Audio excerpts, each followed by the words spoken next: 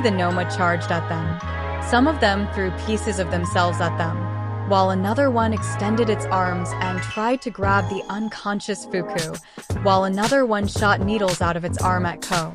In a flash, Sori diced everything that was coming at them, keeping all of them from harm, but the rest of the Nomu continued advancing. It's gonna be really hard to protect those two and take out all these things. Sheena turned to the two non-combatants and raised her side. Sorry guys. In a flash, Sheena cut the two girls and they suddenly vanished, leaving their clothes behind. What happened to them? Tokoshi asked while he punched Nomu. I erased them from reality for 9 minutes, Sheena explained. What? Sori and Tokoshi shouted, both unable to look at Sheena because of the opponents in front of them. Don't worry, they'll come back in 9 minutes.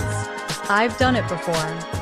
Sheena explained before cutting a nearby Nomu, killing its organs which caused it to die pretty much immediately.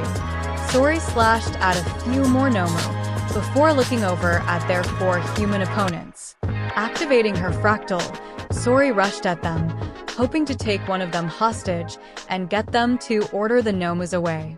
But just as Sori's claws were about to grab onto Sheena's father's, the bald man's, throat, she suddenly stopped. Huh. I can't move. Sori was stuck in the air, mid-pounce, her entire body being held in place by some invisible force. Don't underestimate our power, moron, said Kira's mother, whose antenna was now glowing. You little bitch. Time to die. Sheena's father, as he raised his palm and got ready to deliver a strike down on the helpless cat girl. TCH. Kira sliced apart a Nomu before using one of her vectors to pick up a sliced-off piece of the Nomu and tossed it at her mother. Ack.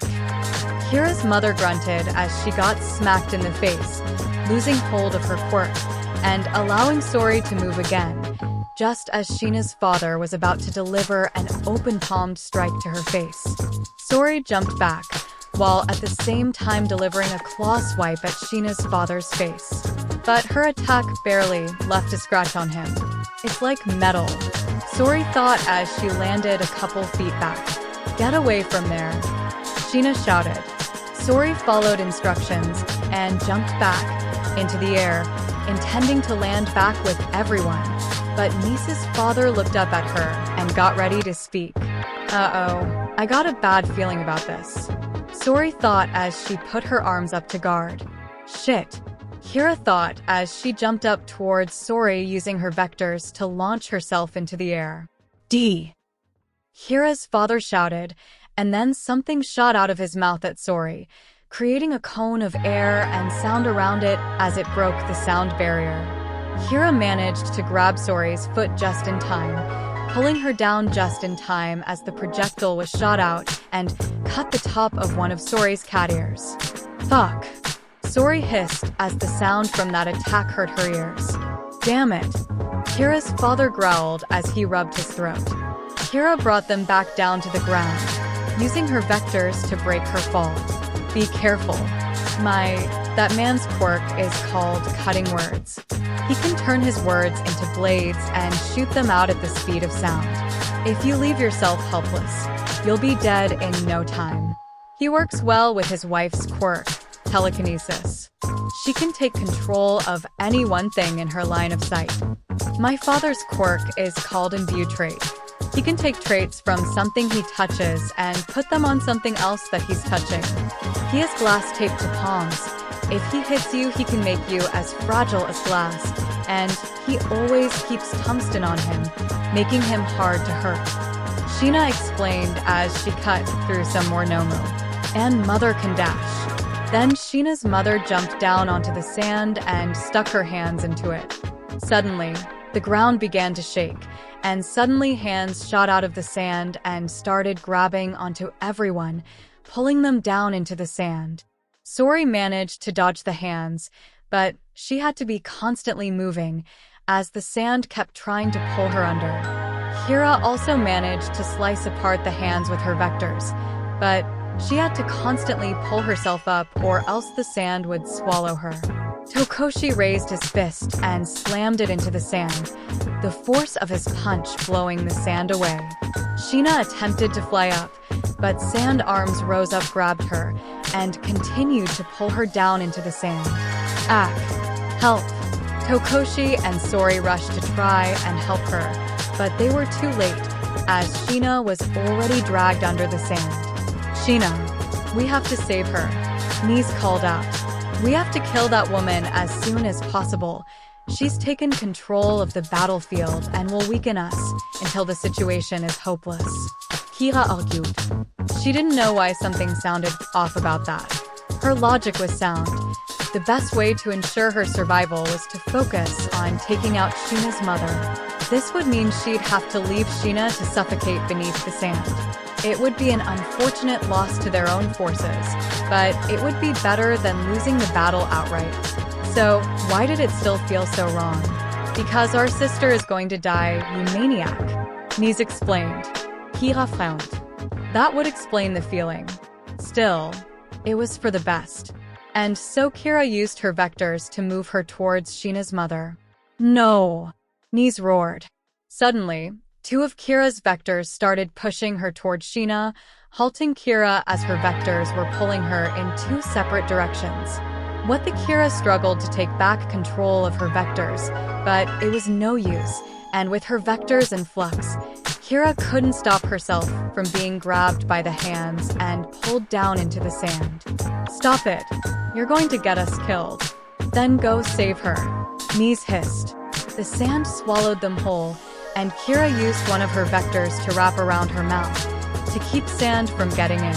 Seeing this, Tokoshi activated his fractal, opened a portal next to him, and dived into him, appearing out of another portal high in the sky, ready to land on Sheena's mother. Kira's mother activated her power, holding him in midair, while Kira's father aimed up at him and got ready to shout.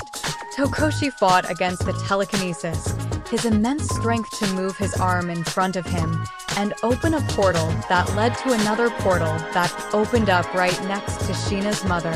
Faster! He shouted, unleashing another massive boom as the razor-sharp words blasted out of his mouth. The words traveled through the portal and slammed into both Sheena's mouth and the whale-like Nomu, splattering the woman across the now red sand and blasting a hole through the whale. Immediately the sand hands collapsed, and the desert returned to normal. Crap. You stupid motherfucker, you kill my wife. Sheena's father shouted as he grabbed Kira's father and glared at him threateningly. Could you focus on the enemy? Kira's mother hissed. Kira pulled herself out of the sand, with Sheena doing the same. Ha! Ack! Sheena vomited up a bunch of sand. Ah! Ack! You okay? Sori asked after dashing over to check on the Little Reaper. I'll be fine, Sheena said as she spat out more sand. I killed my vulnerability to suffocation. See, I knew she'd be fine. Kira hissed to her headmate. You didn't know that, you monster. Nis barked back.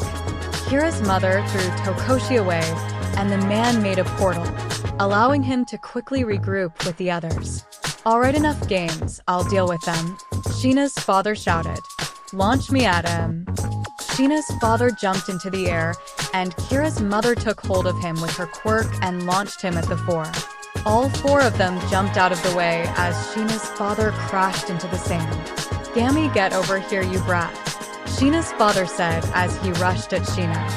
Sheena flew up, avoiding a punch from her father. My name is Sheena, and you're ruining my makeup. She raised her scythe and prepared to strike at her father with all her might, but she was suddenly slammed into the ground by Kira's mother's telekinesis. While she was vulnerable, Sheena's father got ready to slam his fist down on Sheena, only for a portal to open up in front of his stomach, and Tokoshi's fist slammed into the villain, sending him flying back a couple dozen feet, landing squarely on his back. TCH.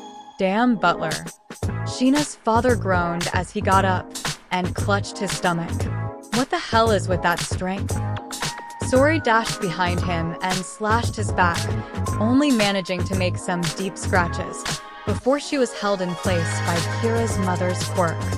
Sheena's father turned around and got ready to strike her, but once again a portal opened this time, next to Kira's mother's head, and he flicked her, sending her flying off of the whale and onto the sand, where she lay unconscious, her quirk immediately deactivating, allowing Sori to jump out of the way of Sheena's father's attacks.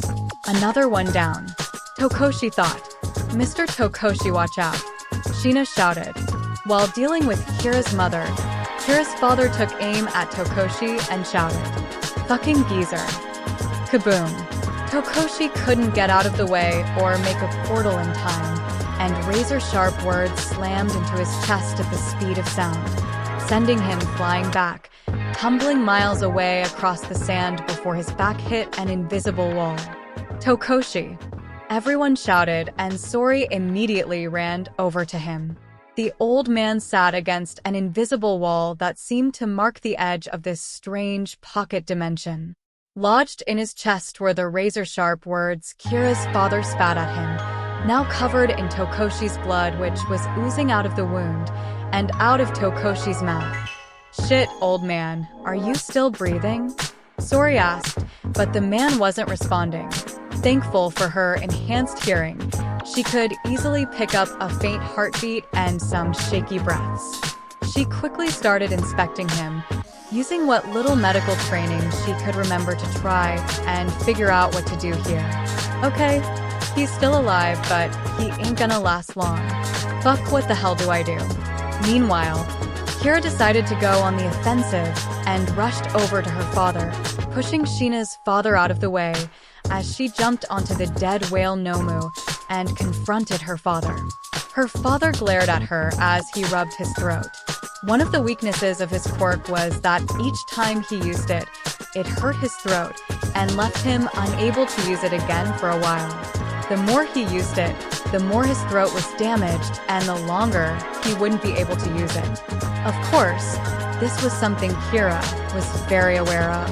Her father tried in vain to yell at her, but one of Kira's vectors had already grabbed onto his throat and lifted him into the air. "You know, father, sometimes I'd think about killing you. I never thought I'd ever really do it," Kira said as her vector squeezed down on his throat. "But now I'm wondering why it seemed so hard."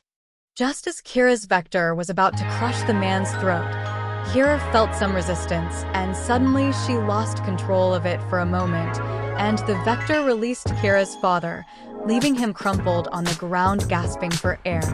"Are you serious right now?" Kira shouted, as she used another vector to try and grab her father, only for another vector to grab that one and stop it. "We don't need to kill him. Just knock him unconscious or something," Mies demanded.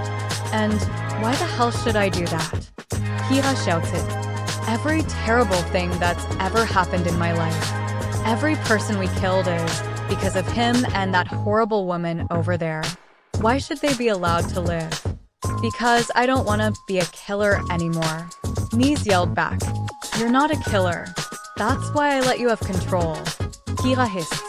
"But right now, someone needs to die, so I'm gonna take control and do what I do best.